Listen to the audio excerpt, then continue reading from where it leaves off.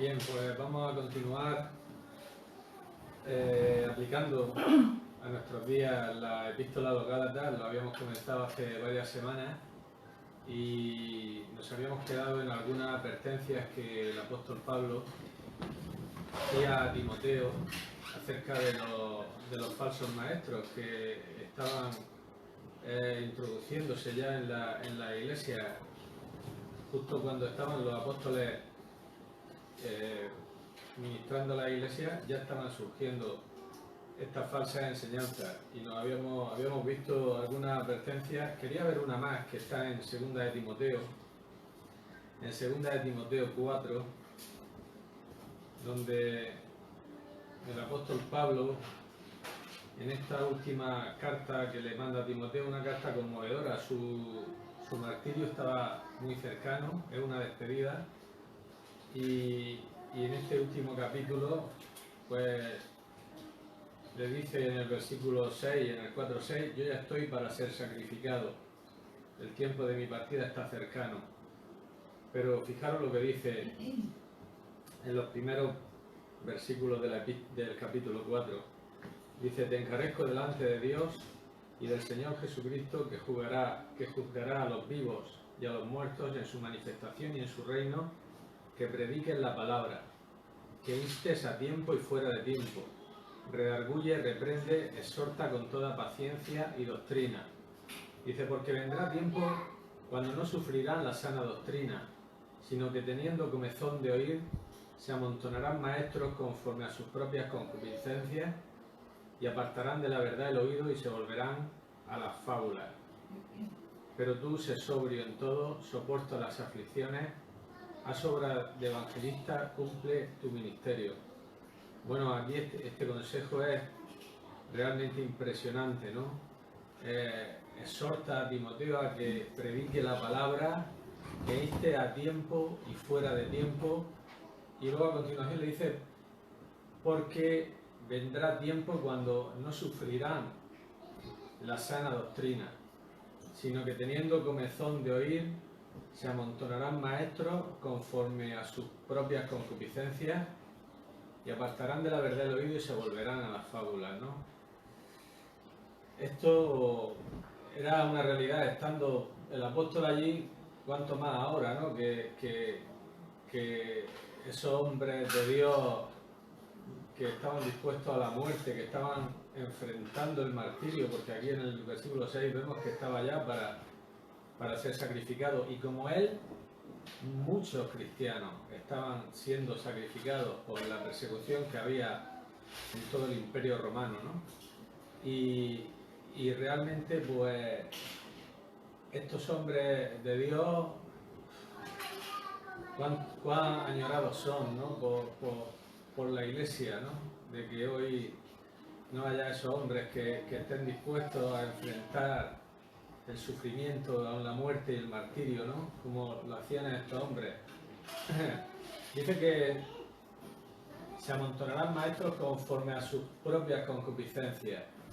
Pero aquí está hablando de las concupiscencias no en sí de los maestros, sino de los que escuchan, de los que oyen. Entonces, de alguna forma, es como un juicio de Dios, ¿no? Sobre la iglesia profesante. Es decir, Dios les da maestros que les digan lo que en realidad quieren oír. Por eso la exhortación tan tremenda del apóstol, ¿no?, a Timoteo, cuando le dice: tú predica la palabra, como diciéndole: no te importe el costo, no te importe que se te vaya la gente, no te importe que la gente no le guste lo que digas, tú predica la palabra. Es lo que tienes que hacer, Timoteo. ¿Entiendes? Porque va a haber un tiempo, y es el tiempo en que estamos ya. Es un tiempo difícil, es un tiempo donde muchas veces la sana doctrina brilla por su ausencia, y donde realmente se predica un evangelio que apela a los deseos, a los recursos humanos, apela a la razón humana, todo muy humano, todo muy mundano, todo muy carnal. Y claro, esto pues a todos nos gusta, ¿no? A todos nos gusta cuando se nos dice que por decir ciertas fórmulas o por hacer ciertas cosas o por ir a ciertos sitios o por sembrar la semillita o por esto o por lo otro vamos a tener riqueza y vamos a tener lo que deseamos y vamos a ser pues lo que queramos ser y solo por confesar y por declarar y pues esto realmente es algo que al ser humano, pues a quién no le gusta esto. ¿A quién no le gusta esto? El problema es que sea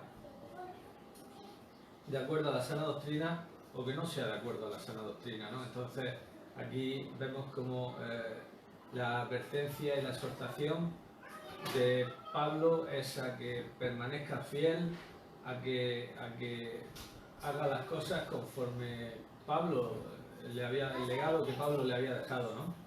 Y de ahí que realmente pues es una carta muy conmovedora, ¿no? Porque son los consejos finales de Pablo a Timoteo y bueno, y a continuación le dice que él ha peleado la buena batalla, que él ha guardado la fe y que bueno, ahí está, después de tantos años de lucha, como le llega a decir a los corintios, dice, de fuera conflictos, de dentro temores. Pablo tenía problemas por todos lados, ¿no? Tenía persecuciones por todos lados, le daban palizas casi a donde iba, es tremendo, ¿no? Entonces lo que salía del corazón de este hombre era genuino, era verdadero y haríamos muy bien hoy en día en prestar atención a todas estas palabras, ¿no? En no sacar, como hacen hoy los falsos maestros, sacan textos fuera de contexto, nos aplican pasajes que no tienen nada que ver con los creyentes gentiles que somos nosotros, nos aplican promesas terrenales para un pueblo terrenal como era Israel, nos aplican métodos de marketing para obtener éxito en la vida secular, lo acoplan a la iglesia y toda esta serie de cosas, ¿no? Y Pablo pues está diciendo que no nos apartemos de la palabra, que sigamos firmes en la palabra, que prediquemos la palabra, que escuchemos la palabra y que bueno y que andemos esto. Y además lo hace seriamente porque fijaros en el versículo 1, dice, te encarezco delante de Dios y del Señor Jesucristo. O sea, es una exhortación seria, no es la exhortación de oye, mira por esto, no, es que lo hace con una seriedad y con una firmeza que ya el primer versículo nos hace un poco temblar, ¿no? De la seriedad, de que realmente si no andamos conforme a lo que Pablo está diciendo aquí, tenemos que enfrentarnos a Dios Padre, a Dios Hijo y a Dios Espíritu Santo, ¿no? Te encarezco delante de Dios y del Señor Jesucristo, que juzgará a los vivos y a los muertos. Entonces, que no tengamos ninguna duda que nosotros también vamos a ser juzgados. No vamos a ser juzgados para condenación, pero sí vamos a ser juzgados ante el tribunal de Cristo, tendremos que dar cuenta de toda palabra, de toda obra que hayamos hecho delante de Cristo. Entonces que sepamos que la cosa va en serio, ¿no? Y es seria, ¿no? Hay otro pasaje que también quisiera que viéramos, que nos habla también mucho acerca de los falsos maestros, es 2 de Pedro 2. En 2 de Pedro 2, el apóstol Pedro también habla de la apostasía. Habla de la apostasía que viene y que ya está en medio de la cristiandad, profesante, ¿no? Por eso nos dice en 2 de Pedro 2, el versículo 1, dice, hubo también falsos profetas entre el pueblo, como habrá entre vosotros falsos maestros, que introducirán encubiertamente herejías destructoras, y aún negarán al Señor que los rescató, atrayendo sobre sí mismos destrucción repentina. Daros cuenta, dice que también hubo falsos profetas en el pasado, en el Antiguo Testamento, Dice, entre el pueblo, como habrá entre vosotros falsos maestros. Dice que introducirán encubiertamente herejías destructoras, encubiertamente. Ya digo, cuando dice encubiertamente quiere decir que las meten, usan la escritura, pero por eso tenemos que estar muy atentos, ¿no? Porque usan la escritura, pero la encubren esas herejías, ¿no? Y las tratan de colocar, ¿no? El astuto, el engañador, con su astucia. Dice, y aún negarán al Señor que los rescató.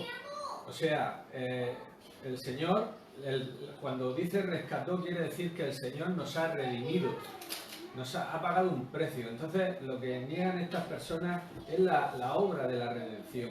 Estas personas pueden hablar de mucha Biblia, pueden hablar incluso de Jesús, pero no quieren hablar mucho de su obra redentora, porque la obra redentora de Cristo es una obra que disminuye al hombre, es una obra que relega al hombre. ¿Por qué? Porque el hombre en lo único que ha colaborado en la obra redentora es en cometer los pecados por los que esa obra redentora se hizo. No ha hecho nada en esa obra redentora. Toda la gloria es de Dios, desilusiona la vanidad humana, desacredita el mérito humano. Entonces estas personas lo que no quieren es eso, no quieren desilusionar la vanidad humana, no quieren desacreditar el mérito humano.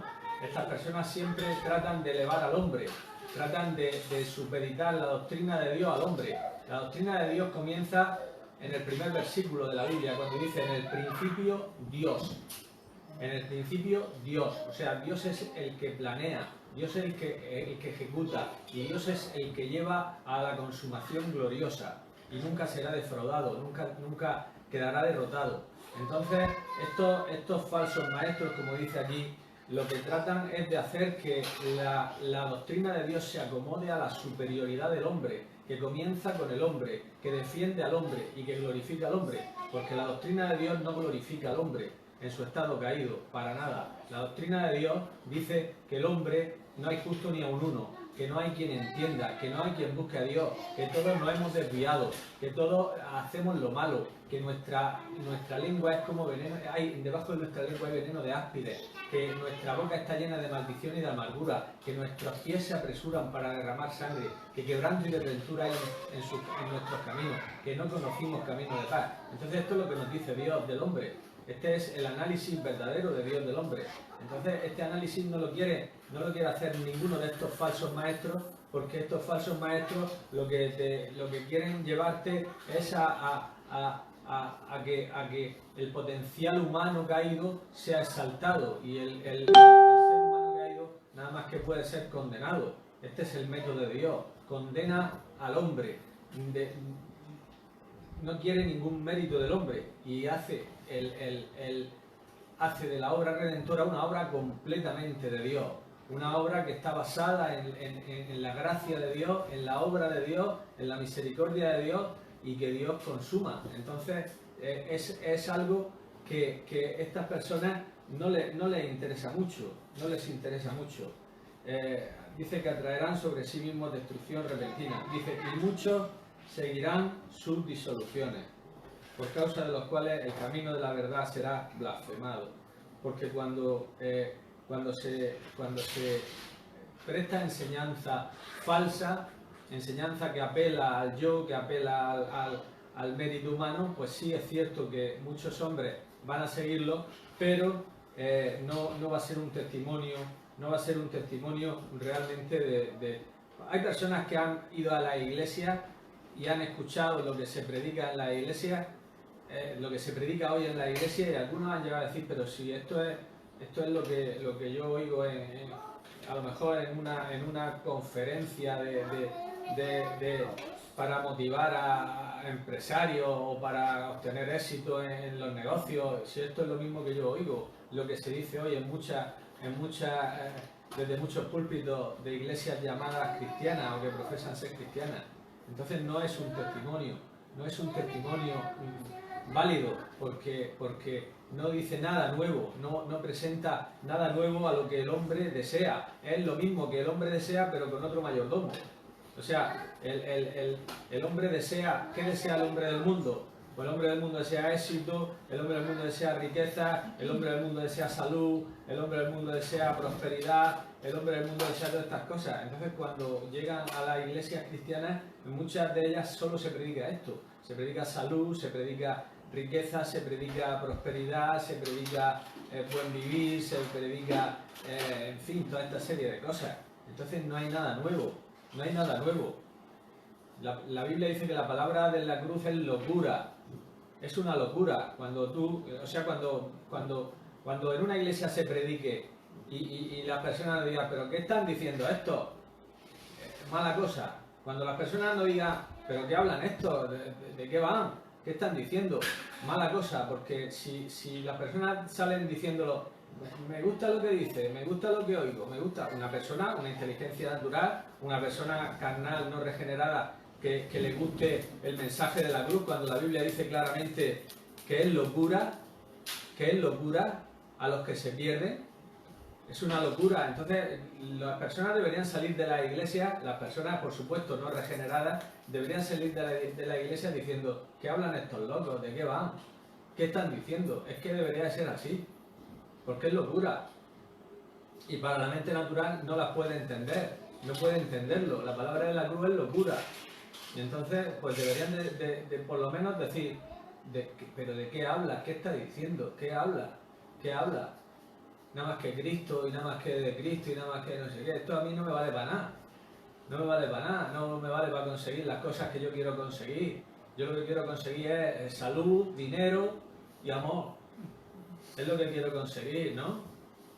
¿Y qué me está diciendo? Que si Jesús, que no sé qué, que derramó su sangre por mí y que por su sangre tengo redención y que me ofrece el perdón y que va a abrir un libro arriba que nadie puede abrir y que está cerrado con 7 sellos y que, ¿pero qué está hablando? ¿Qué película está montando este? Claro, tendrían que salir diciendo eso. Pero si no predicamos a Cristo, si no predicamos su obra, si no predicamos su redención, pues haremos lo que hacen estos, negaremos al Señor que nos rescató. Tenemos que hablar de su rescate, de lo que hemos leído en Apocalipsis 5. Él nos rescató, por eso puede abrir el libro. Pero deberían de salir de las iglesias diciendo esto. ¿Pero qué hablan estos? ¿De qué van? Y luego sigue diciendo, dice, y por avaricia harán mercadería de vosotros con palabras fingidas. Sobre los tales ya de largo tiempo la condenación no se tarda y su perdición no se duerme. Dice, por avaricia harán mercadería de vosotros con palabras fingidas. O sea, en realidad la avaricia de estas personas hacen que las personas que tienen a su cargo sean como mercadería, porque lo que realmente quieren es sacar provecho. Dice que harán mercadería. O sea, es como, esto nos habla de uno que está mercadeando, que está diciendo, pues yo tengo aquí, está haciendo números, tengo aquí tanto, podré conseguir tanto, podré dar, está siempre pensando en la economía. Hoy hay personas, y yo conozco a muchas, y he visto a muchas, y me he enfrentado con muchas que solo piensan en la economía. Me refiero en el mundo evangélico, en el mundo llamado evangélico. Lo que les interesa es la economía, es levantar economía, hacer dinero, de la forma que sea, es su principal objetivo. Y los conozco, y sé sus nombres. Lo que pasa es que no lo voy a decir, pero lo sé porque he estado con ellos, y he convivido con ellos, y sé que su interés máximo es la economía. Les interesa un buen gestor económico a un buen predicador de la verdad, porque este no le va a conseguir posiblemente mucho beneficio económico, pero el otro a lo mejor sí, porque el gestor económico tiene habilidad para mover el dinero, para sacar ganancia de esto, sacar ganancia del otro. Y esto es lo que nos habla aquí en este versículo. Dice, por avaricia harán mercadería. Hay mercadería en la iglesia. Se están pensando en cómo hacer economía, en cómo hacer levantar, y por eso piden tanto y siempre están insistiendo en pedir y siempre están obligando a la gente a que dé y siempre están con los mismos mensajes y siempre es lo que les interesa, es su obsesión, porque llevan un tren de vida importante viajan, como ya dije hace un par de semanas, les gusta viajar, les gusta tener buenos coches, les gusta tener buenos móviles, les gusta vestir bien, perfumarse bien, comer bien y tener buenas casas. Entonces necesitan dinero para mantener ese estatus, ese nivel de vida que tienen. Y entonces son avariciosos, son avariciosos. Y dice la Biblia que la avaricia es idolatría. La Biblia dice claramente que la avaricia es idolatría. Y la idolatría es uno de los pecados más terribles, según la Biblia, para Dios. La idolatría. Y de hecho es el primer mandamiento de la ley que tenemos. Dice, no tendrás dioses ajenos delante de mí. Y la avaricia es idolatría, es tener un ídolo, es estar viviendo para ti y para mejorar tu situación y para mejorar tu estatus y para tu fama y para tu vanagloria y para tu prosperidad y para todo. Entonces, este es el proceder de esta gente, ¿no? Dice que por avaricia harán mercadería de vosotros. Y sobre los tales ya de largo tiempo la condenación no se tarda. Y luego nos pone unos ejemplos de apostasía y cómo Dios juzgó la apostasía. En primer lugar, los ángeles que pecaron, que no guardaron su dignidad, cómo los entregó a prisiones de oscuridad. Luego el mundo antiguo, cuando dice que guardó a Noé, pero el mundo antiguo también pereció porque se había ido tras toda la avaricia del mundo, la maldad. Dice que había avaricia, dice Génesis 6, había avaricia, violencia y que el pensamiento del hombre era de continuo el mal. Esto es lo que nos dicen los días de Noé. Y luego dice que las ciudades de Sodoma y Gomorra, otro ejemplo también de apostasía, estas ciudades se caracterizaban, como dice Ezequiel 16, porque había soberbia, saciedad de pan y abundancia de ociosidad, y no fortalecía las manos de los débiles y de los necesitados. Entonces vemos cómo eran sociedades avariciosas, codiciosas, materialistas, a más no poder, ¿no? Y esto está introduciéndose en la cristiandad, y esto es lo que se predica de muchos púlpitos cristianos, y es la imagen que se da. ¿Por qué es la imagen que se da? Porque es una imagen de ostentación. Cuando uno ve a veces realmente los recintos donde hoy se predica el Evangelio, hay algunos que no, que son humildes, pero luego es que hay otros que los ves y dices, pero si mantener esto tiene que costar una borrada de millones, nada más que lo que ha costado, nada más que la cantidad de luces que tienen, nada más que las pantallas que tienen, nada más que los equipos de música que tienen, nada más que los equipos de sonido, nada más que todo esto es una barbaridad, son auténticas barbaridades. No digo que no tenga que haber un equipo de megafonía o de sonido, lo que sea, pero es que lo que se ve es impresionante, ¿no? Lo que se ve es ya un derroche y una a veces nos quejamos de que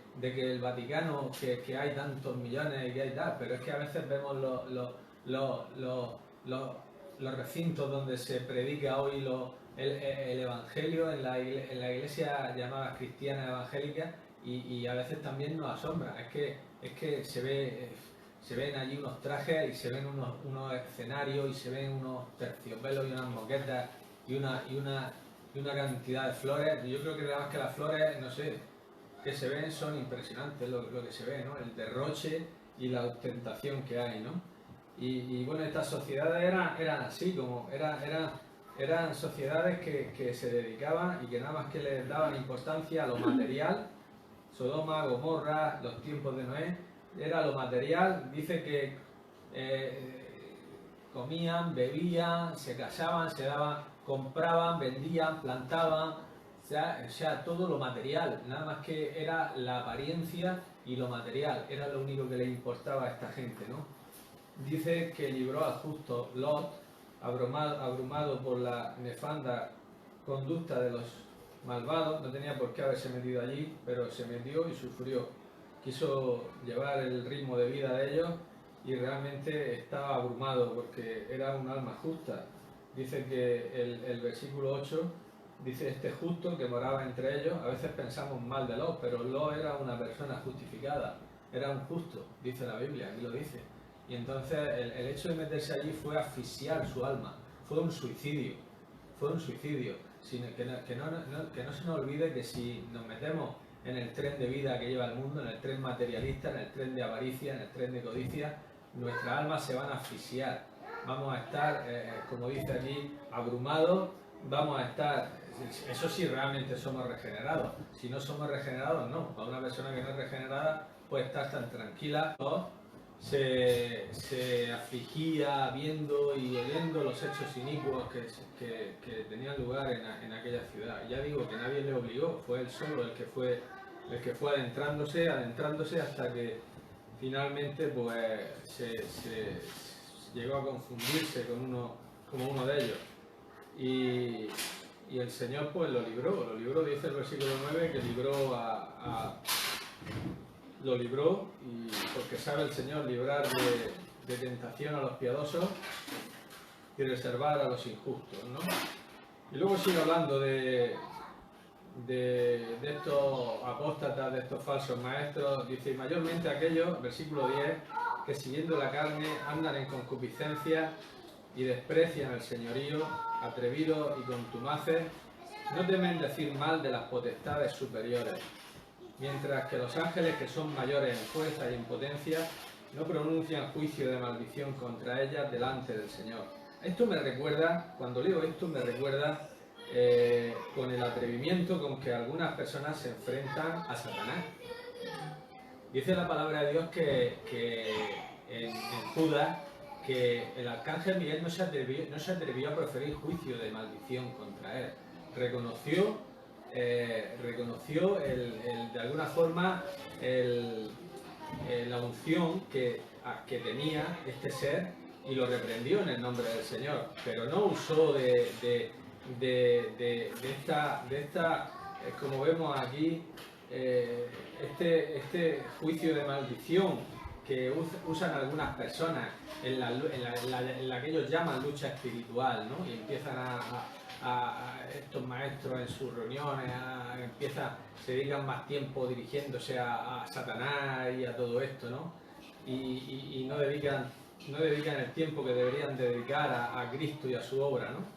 Y a veces lo hacen con arrogancia, y como si estuvieran desafiando ellos por ellos mismos al diablo, ¿no? Cuando nosotros delante del diablo no somos nada, porque si Dios le permitiera nos harían lo que le hizo a Job y mucho más, ¿no? Pero esto dice que con esa arrogancia dice no pronuncia maldiciones y lo hacen bien intencionadamente, ¿no? Pero realmente lo que la Biblia nos enseña, que la guerra espiritual no es eso.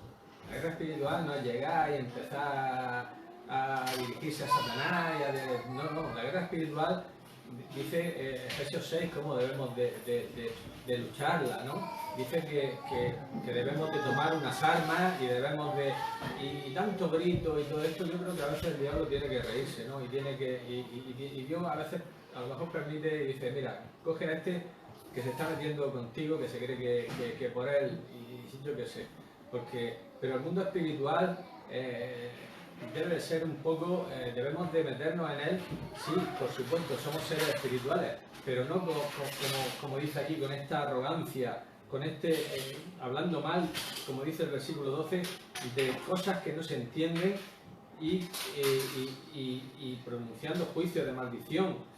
Dice que los ángeles, que son mayores en fuerza y potencia, no pronuncian juicio de maldición contra los potestades superiores, no lo hacen, y el arcángel Miguel tampoco lo hizo. Y hoy en día, pues muchas personas con mucha alegría, nada más que se pasan los ratos ahí reprendiendo al diablo, dirigiéndose a Satanás, como si a lo mejor se creyeran que por sus palabras o por... La Biblia nos da pistas acerca de la guerra espiritual, de lo que es la guerra espiritual, de cómo tenemos que enfrentar a las potestades malignas que sobre todo operan como dice 2 Corintios 5, sobre todo operan en 4, perdón, sobre todo operan en las personas, en sus mentes, y nosotros tenemos que derribar argumentos y toda altivez que se levanta contra el conocimiento de Dios, porque como en una predicación dice MacArthur, esa fortaleza que se establecen en las mentes de las personas satánicas por medio de la filosofía humana y de las falsas doctrinas, son como prisiones en las cuales están las personas. Y nosotros tenemos que llevar a esas personas a Cristo, pero tenemos que tratar de hacerlo por medio del argumento de la palabra de Dios, por medio del poder de Dios, pero derribando esos argumentos, esas ideas diabólicas que se han hecho fortalezas y que se convierten en sus tumbas, porque los llevan a la perdición. Entonces tenemos que, por medio de la palabra y con el poder del Espíritu Santo, derribar esos argumentos. Pero no es cuestión de llegar y empezar a proferir maldición contra esto, contra lo otro, sin saber realmente, porque son cosas que no entendemos y que no vemos. Como dice aquí, hablan mal de cosas que no entienden. Ellos se entremeten en estos terrenos y te salen, y la gente dice, aquí está el poder de Dios, ¿no? Aquí muchas veces dicen, ellos son atrevidos, claro, porque parece ser que haciendo esto pues se ganan el respeto de la gente, de los ignorantes, por supuesto, porque sabemos que la obra de Satanás la mentira en las mentes solamente puede ser derribada por el poder del Espíritu Santo mediante la palabra de Dios. La forma de enfrentarse Jesús al diablo fue esa, fue la palabra de Dios en el poder del Espíritu Santo, porque él estaba lleno del Espíritu Santo cuando fue al desierto y se enfrentó a Satanás con la palabra de Dios, porque Satanás también sabe usar la palabra de Dios, la usa mal, pero nosotros la usamos bien. Por eso cuando Jesús se enfrentó con él, él dijo, escrito está, escrito está, escrito está. Entonces este debe ser la principal arma, esta es la espada de ataque que tenemos, porque los demás elementos que nos habla Efesios 6 son principalmente elementos de defensa, la coraza para defendernos, el escudo de la fe para parar los dardos, el yelmo de la salvación, que es para también parar los golpes en la cabeza, el calzado, el apresto, calzados con el apresto del Evangelio y el arma de ataque, que sería la espada, aunque también es arma de defensa, y realmente allí en Efesios 6 la espada se presenta más como una Macairo, que era una espada de defensa más que de ataque, pero bueno, es el arma con el cual también podemos atacar. Es la palabra de Dios. La espada del Espíritu es la palabra de Dios y es nuestro principal ataque. Cuando estamos llenos de la palabra de Dios y el poder del Espíritu Santo, Satanás tiene que temblar ante nosotros, no porque demos gritos, ni porque pataleemos, ni porque se nos hince la yugular dando voces, ni nada de esto. Satanás nos teme cuando estamos llenos de la palabra de Dios y cuando estamos llenos del poder del Espíritu Santo. Esa es nuestra principal arma contra él, ¿no? Y no deberíamos ser, como dice aquí, dice que son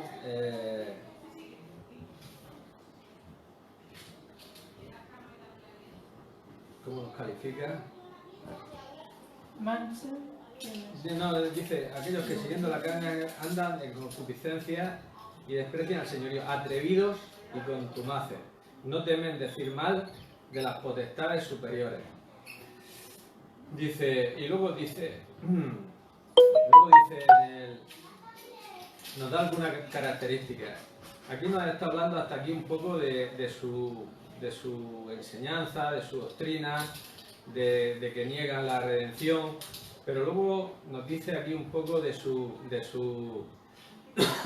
características, ¿no? De las características interiores de ellos, de las características morales. Dice en el versículo 14, dice, tienen los ojos llenos de adulterio, no se sacian de pecar, seducen a las almas inconstantes, tienen el corazón habituado a la codicia y son hijos de maldición. Aquí nos da un poco las características de estas personas, ¿no? Dice que los ojos llenos de adulterio, no se sacian de pecar, seducen a las almas inconstantes, tienen el corazón habituado a la codicia y son hijos de maldición.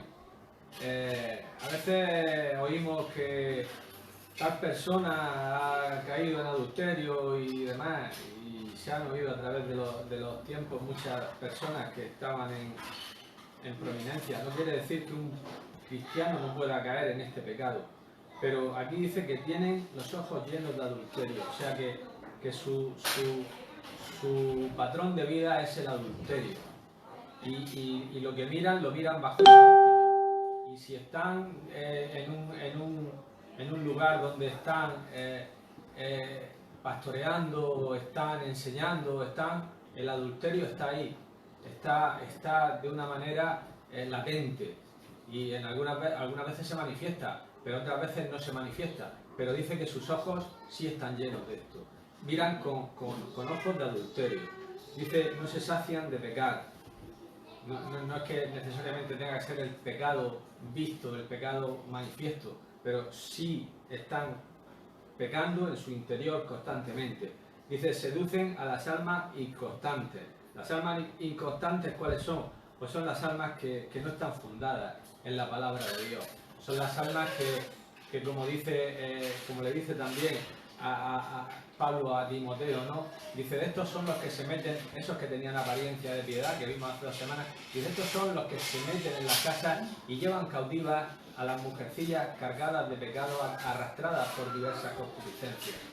Entonces, se aprovechan de quién se van a aprovechar. Pues de las almas que no están establecidas en la palabra de Dios, de las almas que no están afirmadas en la palabra de Dios. Tienen el corazón habituado a la codicia. Esto es lo que venimos diciendo en todo este rato. Y son hijos de maldición. Luego nos sigue diciendo el versículo 15. Dice, han dejado el camino recto y se han extraviado siguiendo el camino de Balaam, hijo de Beor, el cual amó el premio de la maldad y fue reprendido por su iniquidad. Pues una muda bestia de carga, hablando con voz de hombre, refrenó la locura del profeta. ¿Cuál es el camino de Balaam? ¿Cuál es el camino de Balaam? Balaam era un profeta que lo que le interesaba era el salario. Lo que le interesaba era el salario. Por eso se fue con aquellos que vinieron enviados por el rey de Moab, porque le ofrecieron salario. Primeramente Dios le dijo, no vayas con ellos, no maldigas a este pueblo, porque este pueblo es santo, es bendito. Pero luego vinieron con más salario. Y entonces volvió otra vez a preguntarle a Dios. No tenía que haberle preguntado a Dios otra vez. Dios le había dejado claro cuál era su voluntad en ese asunto. Dios le había dejado claro que no quería. Pero en el momento que él buscaba salario, él buscaba el dinero, él buscaba traficar con su don. Esto es lo que buscan muchos hoy. Hoy buscan traficar con sus supuestos dones. Ellos buscan el dinero, ellos quieren dinero, van a las iglesias en busca de dinero, quieren ofrendas, se preparan el viaje de vuelta, hablan bien, le profetizan bien a los líderes de la iglesia, a los pastores, a las mujeres de los pastores, a los hijos de los pastores. Yo lo he visto, han llegado y le han profetizado. Y uno de ellos llegó una vez profetizando que el hijo del pastor, Dios le iba a dar una princesa. Y estaba fornicando. Cuando le dijo eso, estaba fornicando con una muchacha de la iglesia. Entonces, si hubiera sido un verdadero profeta, le hubiera dicho, deja de fornicar y arrepiéntete. Pero le dijo que le iba a dar una princesa. Y a los pastores les dijo que le iba a dar muchos bienes y mucho esto, y que le iba a dar, y que iban a hacer esto, y que le iba a dar Dios no sé cuánto, y que le iba a dar esto, y que iban a hacer no sé qué, y que iban a hacer no sé cuánto. Y entonces se preparan porque, claro, en el caso de Balaam, Dios no dejó. Si por Balaam hubiera sido, él hubiera dicho otra cosa, porque Balac le dijo una de las veces, hombre, Dios te va a impedir que te dé todo lo que tenía para darte. Se lo dijo así. Dice, si me hubiera maldecido al pueblo, yo te hubiera dado. Dice, ahora por esto Dios te va a impedir que te... Pero Dios que no lo dejó. Es que Dios usó la opción de veto. Hay una opción... El presidente de los Estados Unidos, aquí en España no. Pero en Estados Unidos el presidente tiene una opción que es la opción de veto. Él puede vetar una ley. El presidente de los Estados Unidos puede ejercer veto y esa ley se para. Es una prerrogativa y es como si Dios tuviera y la ejerció con Balaam. Balaam posiblemente quería maldecir y Dios dijo, veto, esto lo veto, no vas a decir lo que querías decir, ¿no? Pero él lo hubiera dicho, porque lo que buscaba este hombre era dinero, era riqueza, y lo que hoy busca muchos de los que hoy predican en la cristiandad y se suben en los púlpitos y dirigen instituciones cristianas y pastorean, es dinero, es sueldo, es salario, es lo que le gusta y es lo que da seguridad realmente, ¿no? Que una persona pueda tener ahí su dinero, y es verdad, y a todos nos gusta, ¿no? Pero el método de Dios a veces es muy distinto, ¿no? El método de Dios en la vida de la verdadera cristiandad normalmente vivían por fe, no vivían por salario. No nos dice en el Nuevo Testamento ninguna persona que tuviera un salario, no habla de salario, no digo que el salario sea malo, un salario siempre y cuando sea un salario medio, de la media de una congregación, pues no lo veo mal, pero que sea una media de la congregación, lo que esté ganando la congregación, pero que el salario del pastor esté 3, 4 veces o 2 veces por encima del principal salario. Yo creo que el salario no debería de formar parte del liderazgo. La persona que se entregara y que tuviera el llamado a Dios, creo que debería vivir por fe y depender de Dios, y ya está. Y si Dios lo ha llamado, Dios se ocupará de él. Creo que debería de ser así, pero hoy día pues en la mayoría de los sitios se va por salario, y el salario pues muchas veces te hipoteca, porque el salario pues está dependiendo de eso, del salario, y si te lo da la denominación, pues te debe un poco a la denominación, y si te lo da la iglesia, pues te debes también un poco a las familias más pudientes de la iglesia. Tratas también de no ofenderlas, que no se enfaden, porque ellas son de alguna forma las que más están arrimando el hombro ahí económicamente. Entonces, si dice algo que lo enfada, pues a lo mejor se van, o a lo mejor dejan de darte lo que estaban dando, ¿no? Entonces es complicado, ¿no? Es complicado, porque el camino de Balaam era ese. El camino de Balaam era el que amaba el premio de la maldad, ¿no? Como dice aquí, amó el premio de la maldad. Y vamos a terminar con lo que nos dice aquí en el versículo 17 y en adelante. Dice: estos son fuentes sin agua, nubes empujadas por la tormenta, para los cuales la más densa oscuridad está reservada para siempre. Muchos de estos falsos maestros no están convertidos. Aquí nos está hablando un poco de que no tienen el espíritu. Y si alguno no tiene el espíritu, no es de él, ¿no? Entonces aquí nos habla un poco de que son fuentes que no tienen agua. El espíritu dice que cuando viniera el Espíritu Santo sería una fuente de agua viva, pero aquí dice que son fuentes sin agua. Luego aquí nos está hablando en cierta forma que no tienen el espíritu, no son verdaderamente convertidos, no están convertidos, ¿eh? Y no debe sorprendernos que estén ahí, porque nos dice la Biblia que se van a meter, y aquí nos lo dice, ¿no? Y luego dice el versículo 18, dice: hablando palabras infladas y vanas, seducen con concupiscencias de la carne y soluciones a los que verdaderamente habían huido de los que viven en el error. Sus palabras son según la sabiduría del mundo, son palabras, como dice aquí, infladas, son palabras vanas, son palabras presuntuosas, tratan de cautivar a la gente por medio de palabrería, por medio de razonamiento humano, por medio de, como estaban admirados los corintios, de aquella sabiduría. Y hoy en día pues también muchas personas les gusta y nos gusta, es verdad, que cuando oímos esas palabras que parecen que son sacadas de un libro de poemas, pues nos admiramos, ¿no? Pero son palabras infladas y vanas y que seducen. Dice: proponen libertad y son ellos mismos esclavos de corrupción, porque el que es vencido por alguno es hecho esclavo del que lo venció. Es decir, profesan ser amantes de la libertad cristiana, pero realmente no lo son, no lo son.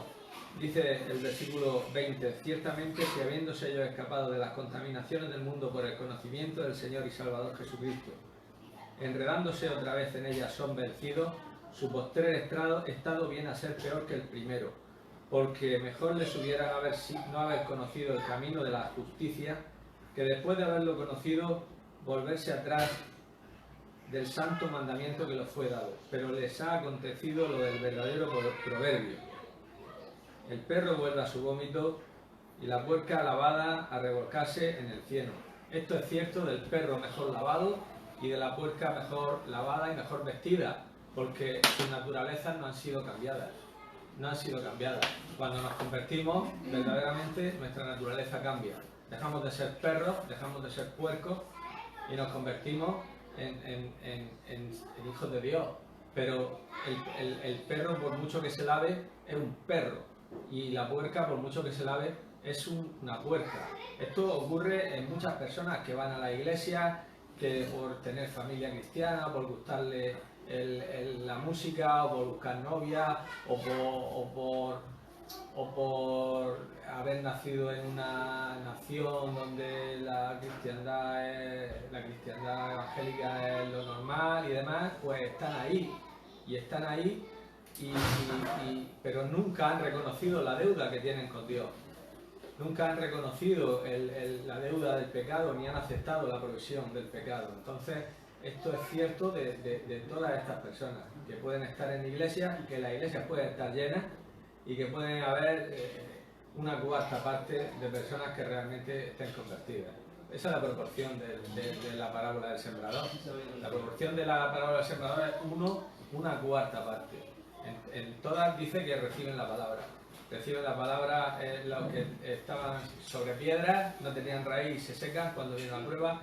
Reciben la palabra los que estaban entre espinos, reciben la palabra los del camino, pero dice que enseguida viene el diablo y se la quita. Y reciben la palabra los que la reciben de corazón y dan fruto. Es una cuarta parte.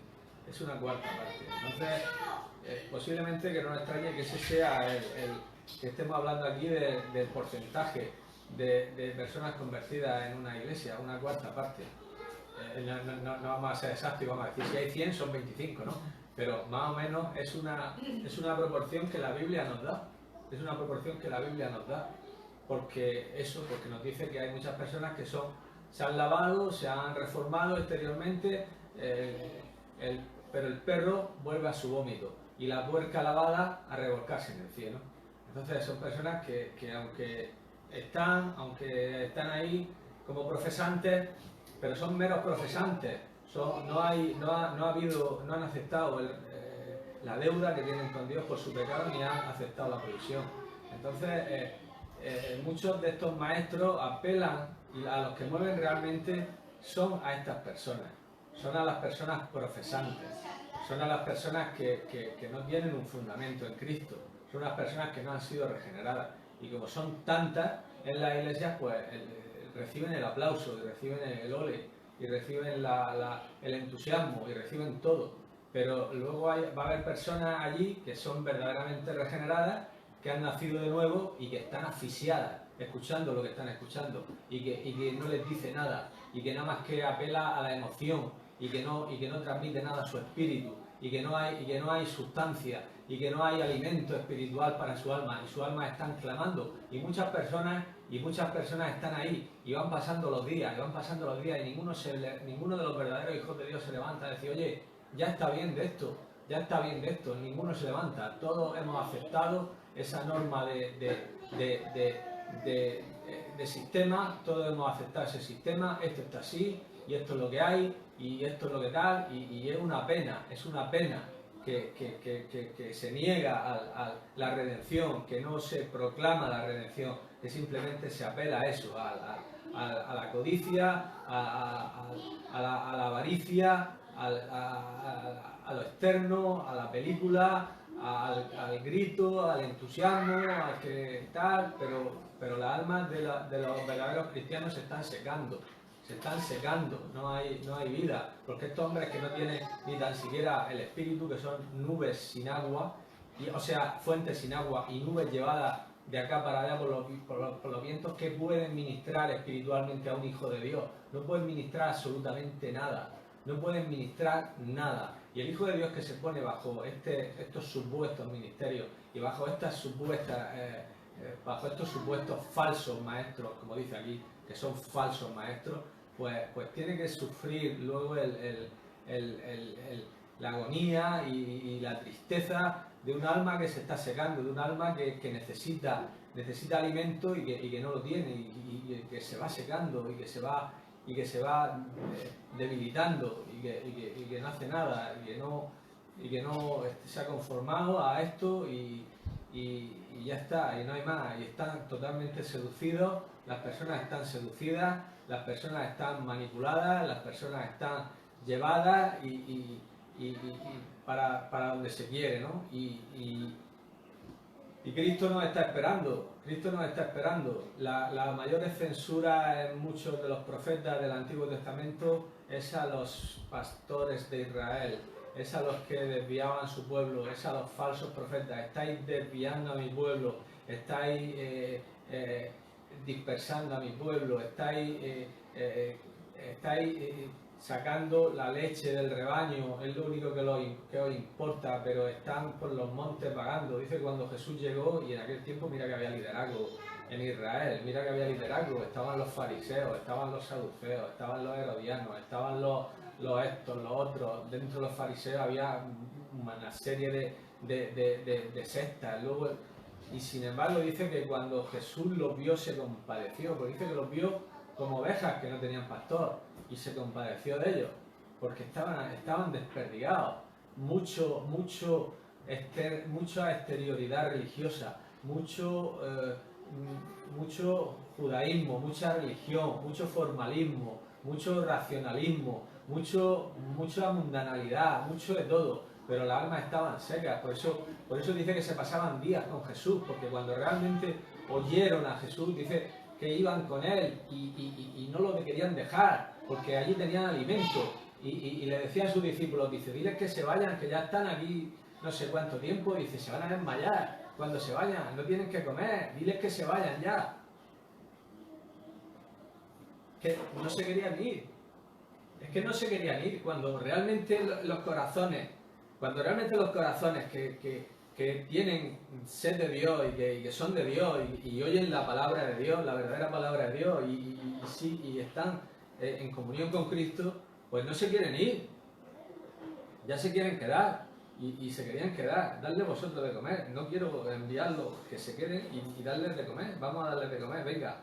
Un milagro allí impresionante, y con todo había gente allí en ese grupo que eran falsos, porque al día siguiente querían otra vez que les diera de comer y fueron a buscar otra vez a Jesús. Cuando se fue al otro lado, dice, hombre, Jesús, has llegado aquí, queremos el desayuno, nos diste ayer de comer, ahora danos el desayuno, y luego la cena, pues esto está muy bien, y entonces ya Jesús dice, no, ahora no os voy a dar este pan que queréis, ahora os voy a dar este pan, que es el verdadero, tenéis que comer mi carne y beber mi sangre, y tenéis que venir a mí, porque yo soy el pan de vida, y el que no me come no tiene vida.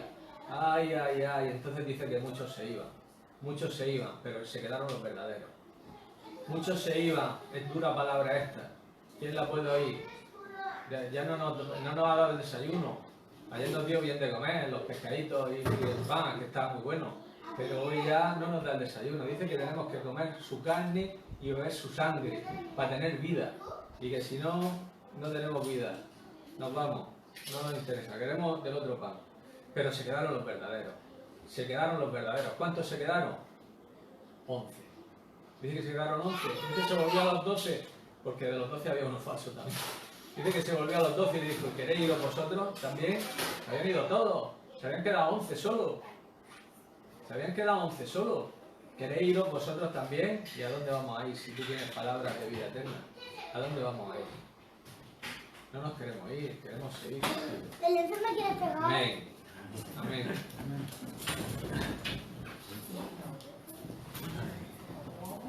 ¿Por qué te quieres pegar, hija?